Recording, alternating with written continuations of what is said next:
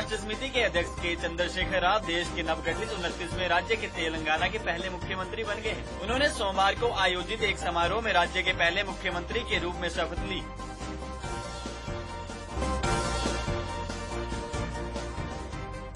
Railway राज्य मंत्री मनोज कुमार सिन्हा ने कहा कि बिहार में रेलवे की लंबित सभी परियोजनाओं को प्राथमिकता के आधार पर पूरा किया जाएगा। उन्होंने कहा कि परियोजनाओं को पूरा करने के लिए आ रही अड़चनों को जल्द ही दूर किया जाएगा।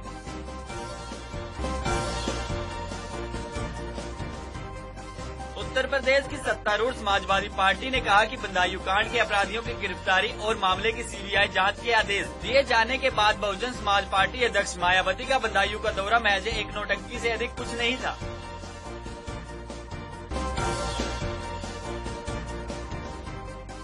भारतीय जनता पार्टी के नेता और पूर्व केंद्रीय मंत्री तपन सिकंदर का सोमवार तड़के दिल्ली के एक अस्पताल में हृदयघात से निधन हो गया है। प्रधानमंत्री नरेंद्र मोदी ने कहा कि सिकंदर भाजपा के निर्माण में बहुमूल्य योगदान के लिए हमेशा याद किए जाएंगे।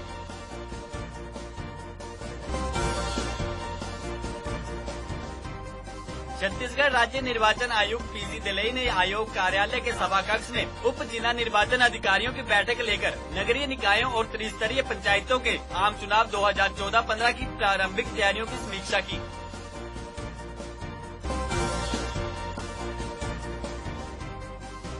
कांग्रेस नेता और पूर्व केंद्रीय मंत्री कुमारी शैलजा ने कहा कि पार्टी अध्यक्ष सोनिया गांधी की उदारता का लाभ उठाने वाले हरियाणा के पूर्व मुख्यमंत्री भूपेंद्र सिंह हुड्डा को इस्तीफे की पेशकश करनी चाहिए, क्योंकि लोकसभा चुनाव में पार्टी का प्रदर्शन खराब रहा है।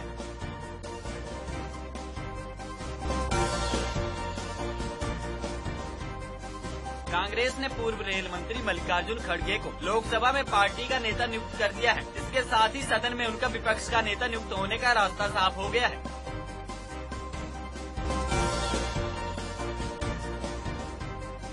बिहार के मुख्यमंत्री जीतन मांझी ने 12 दिनों पुरानी अपनी सरकार के मंत्रिमंडल का विस्तार कर लिया है। राजभवन में आयोजित एक समारोह में राज्यपाल D.Y. पाटिल ने 14 नए मंत्रियों को पद एवं गोपनीयता की शपथ दिलाई। इसके साथ ही बिहार मांझी मंत्रिमंडल में मंत्रियों की कुल संख्या 31 हो गई है।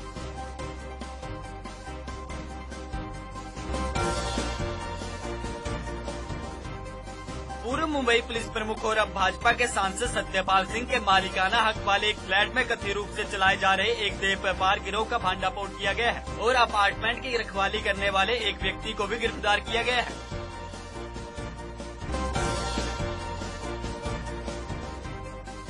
यूपी की अखिलेश सरकार ने वाराणसी को 24 घंटे बिजली मुहैया करवाने का फैसला किया है, क्योंकि वाराणसी प्रधानमंत्री नरेंद्र मोदी का संसदीय क्षेत्र है। और फिर ये बात अलग है कि पूरे उत्तर प्रदेश के लोग बिजली की कमी से भीषण गर्मी का सामना कर रहे हैं। आपको बता दें कि उत्तर प्रदेश के मुख्यमंत्री अखिलेश यादव ने ऐलान किया है कि वाराणसी बिजली कटौती मुक्त क्षेत्र होगा।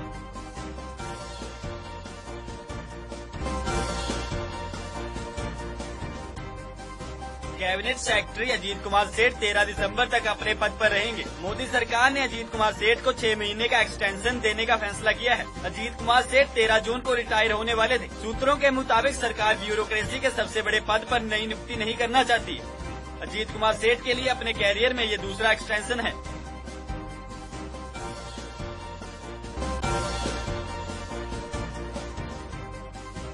दिल्ली में केंद्रीय मंत्रिमंडल की बैठक बुलाई गई थी। इस बैठक में कई अहम फैसले लिए गए। बैठक में केंद्रीय मंत्री सुषमा स्वराज, राजनाथ सिंह व अन्य कई वरिष्ठ नेता शामिल थे। साथ ही पंजाब से अकाली दल सांसद हरसिमरत कौर बादल भी इस बैठक में मौजूद रही और कई अहम मुद्दों पर चर्चा की गई।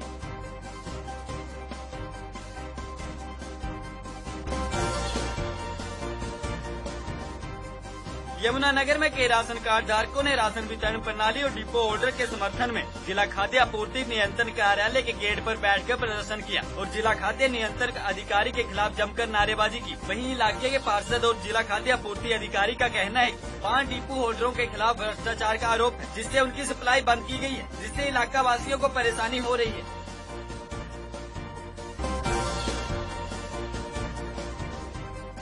पर्यटन नगरी मकलोडगंज के मुख्य चौराहे पर स्थित मिमेटोस इंडिया नामक दुकान में 18 लाख की चोरी को चोरों ने अंजाम दिया है, जिसमें 1,50,000 की नकदी व 16 से 17 लाख रुपए की ज्वेलरी चोर उड़ा ले गए। पुलिस ने सीसीटीवी कैमरे की फुटेज के आधार पर जांच शुरू कर दी है।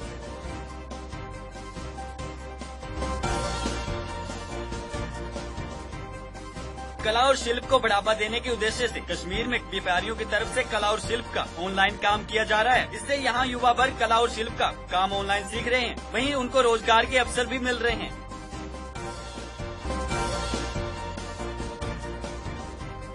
भोपाल में 5 जून को मनाए जाने वाले अंतर्राष्ट्रीय पर्यावरण दिवस को समर्पित एक पर्यावरण दिवस का आयोजन किया गया, जिसमें मैराथन दौड़ को भी आयोजन किया गया। इस मैराथन दौड़ में 400 से अधिक लोगों ने भाग लिया। ग्लोबल वार्मिंग से परेशान पारिस्थितिक संतुलन की कमी के रूप में अहम मुद्दों के बारे में लोगों को चेतावनी देते हुए ये दिवस मनाया गया। ये दिवस लोगों को पर्यावरण के प्रति जागरूक करने के उद्देश्य से मनाया गया है।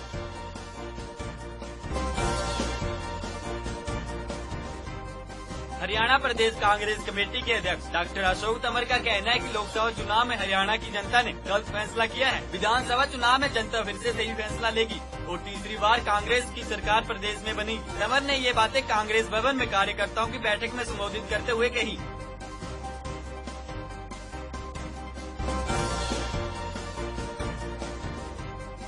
स्पेन के प्रधानमंत्री मारियानो रजोय ने घोषणा की है कि 39 वर्षों तक राजगद्दी पर आसीन रहे सम्राट जुआन कार्लोस ने गद्दी छोड़ने का फैसला कर लिया है।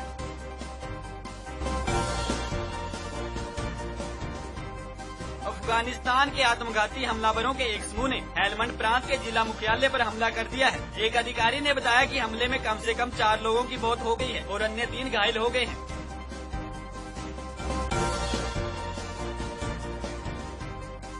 चीन की राजधानी बीजिंग में आतंकवाद से निपटने के लिए अधिकारी खोजी कुत्तों की फौज तैयार कर रहे हैं। शहर की पुलिस ने 650 से भी ज्यादा कुत्तों को इस उद्देश्य में प्रशिक्षित किया है।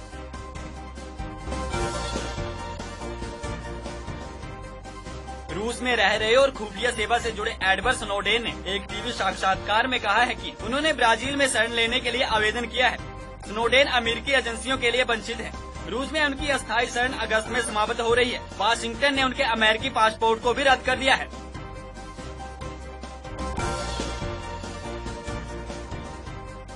पेंशन पाने वालों की शिकायतों का निवारण करने में सहायता करने, वेतनभोगियों को हर प्रकार की पेंशन और सेवावृत्ति में संबंधित मामलों की जानकारी और मार्गदर्शन देने के लिए देहरादून और आसपास के क्षेत्रों में 7 जून को बारिया हिमालय संस्थान देहरादून में एक जागरूकता कार्यक्रम का आयोजित किया जाएगा।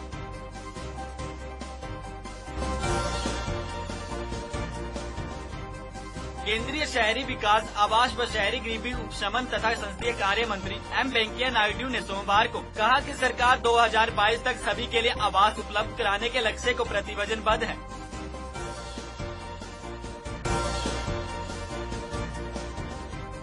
डीजल पर घाटा शुरू होने वाले पखवाड़े के लिए कम होकर 2.80 प्रति लीटर रुपए हो गया है। डीजल, मिट्टी का तेल और रसोई गैस की बिक्री पर संयुक्त दैनिक घाटा 2 जून से 262 करोड़ रुपए है।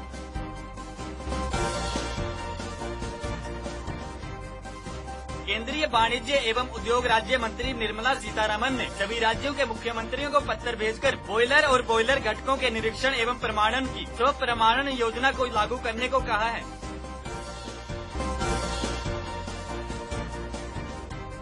बीते महीने वाहन निर्माता कंपनियों के लिए बिक्री के लिहाज से मिला जुला रुख रहा। फोर्ड इंडिया और टीवीएस मोटर ने जहां बीते साल कई महीनों की तुलना में बिक्री की बड़ी छलांग लगाई थी, वहीं मारुति सुजुकी ने औसत परिणाम दिया है। हालांकि हिंदवी मोटर्स को नुकसान झेलना पड़ा है।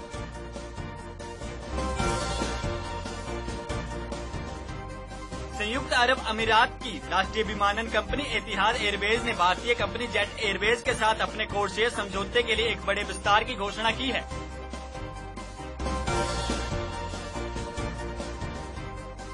कार निर्माता कंपनी फोर्ड इंडिया ने कहा कि बीते साल मई महीने की तुलना में इस साल इस महीने में उनकी कारों में बिक्री में 2 गुना इजाफा हुआ है।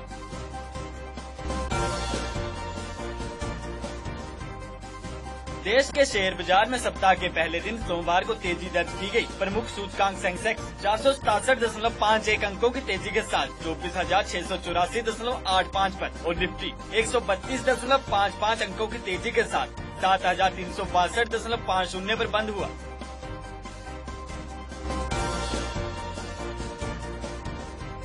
मध्य प्रदेश की राजधानी भोपाल, इंदौर सहित जबलपुर के शासकीय भवनों पर ग्रिड संयोजित करने के लिए 5 megawatt solar photovoltaic pilot project की स्थापना की जाएगी। प्रोजेक्ट के क्रियान्वयन व निवेशकों के लिए चर्चा के लिए भोपाल में 17 जून को निवेशक सेमिनार किया जाएगा।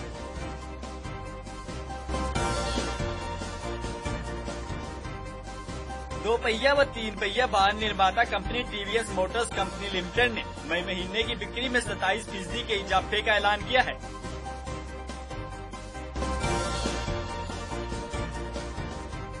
देश की नवनिर्वाचित सरकार द्वारा विदेशों में छिपाकर रखे गए काले धन की जांच के लिए गठित विशेष जांच दल ने पहली बैठक की तथा सर्वोच्च न्यायालय के आदेशानुसार आगे की कार्रवाई की रूपरेखा तैयार की। वर्ष के दूसरे ग्रैंड स्लैम फ्रेंच ओपन में शुरुआती चरणों में कई उलटफेर देखने को मिले, लेकिन 9वें दिन सोमवार को लगभग सभी वीर खिलाड़ियों ने बिना किसी उलटफेर के अपने दौर में प्रवेश कर लिया।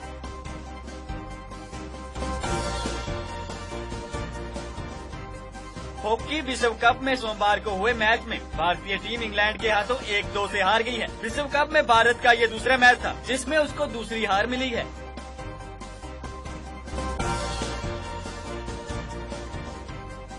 सर्वोच्च विश्व वीरता प्राप्त स्पेन के टेनिस स्टार राफेल नडाल ने और उनके हमवतन डेविड फेरर ने फ्रेंच ओपन के ग्रैंड स्लैम टूर्नामेंट के पुरुष एकल वर्ग के क्वार्टर फाइनल में प्रवेश कर लिया है।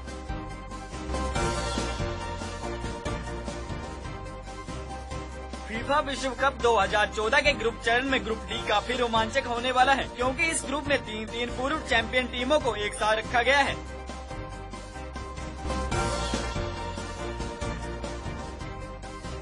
वेस्ट इंडीज के सलामी बल्लेबाज क्रिस गेल की चोट को देखते हुए उनकी जगह ब्रैथवेट को टीम में शामिल किया जा सकता है।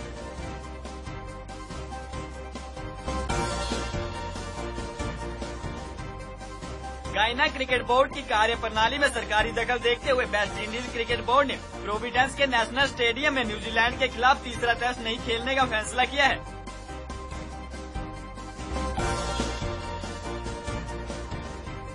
इक्वाडोर के डिफेंडर कास्टिलो के खिलाफ एक दोस्ताना मैच के दौरान घायल हो गए हैं। टीम की मेडिकल रिपोर्ट के अनुसार उन्हें बाएं घुटने में चोट लगी है, जिसके कारण वह आगे मैच नहीं खेल पाएंगे।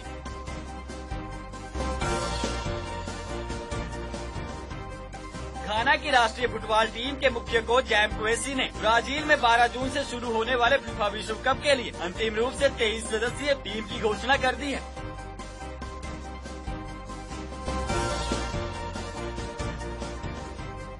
पश्चिम बंगाल की मुख्यमंत्री ममता बनर्जी ने कहा कि इंडियन प्रीमियर लीग का 7वां संस्करण जीतने वाली कोलकाता नाइट राइडर्स टीम का शहर में भव्य स्वागत किया जाएगा, जिसके लिए उन्होंने नई नीति तैयार कर ली है।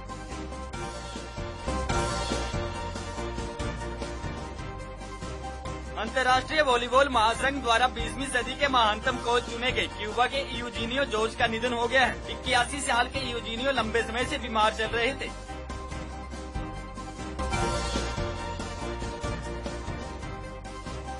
अभिनेता कुमार केनू इस वक्त अपनी फिल्म गुड्डू की गन के लिए पूर्वी महानगरों में शूटिंग कर रहे हैं। उन्होंने कहा कि उनकी यह अब तक की सबसे मजेदार फिल्म रहेगी।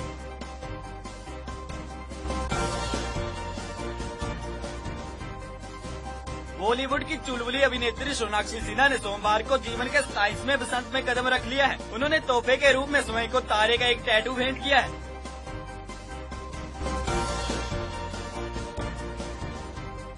मशहूर हास्य कलाकार कपिल शर्मा गायन, अभिनय, लाइव शो, निर्माण और लेखन से लेकर सब कुछ कर चुके हैं, लेकिन जब उनसे कल्पना आधारित टीवी शो में हाथ आजमाने के बारे में पूछा गया तो उन्होंने इसके बारे में इनकार नहीं किया, बल्कि कहा कि जल्दी कुछ ऐसा करने के लिए सोच रहे हैं।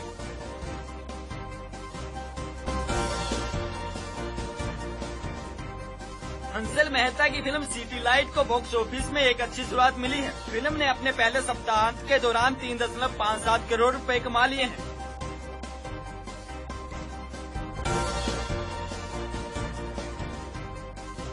गायिका काइली मिनोग अपने नए एल्बम किस मी बंस की कम बिक्री से नाराज होकर कथित तौर पर अपने लंबे समय से रिकॉर्ड लेबल पार्लोफोन से अलग हो गई हैं।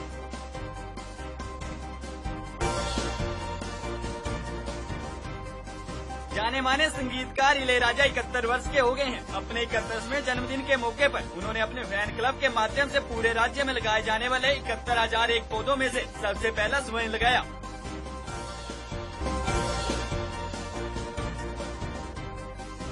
फिल्म निर्माता, निर्देशक, संपादक विपुलता वैसे तो दो अलग अलग भूमिका निभाने में एक साथ सक्षम है, लेकिन उनका मानना है कि एक समय में एक ही काम पर ध्यान देना चाहिए। यदि वे किसी फिल्म के निर्माता है तो कभी भी निर्देशक के काम में टांग नहीं अड़ाते।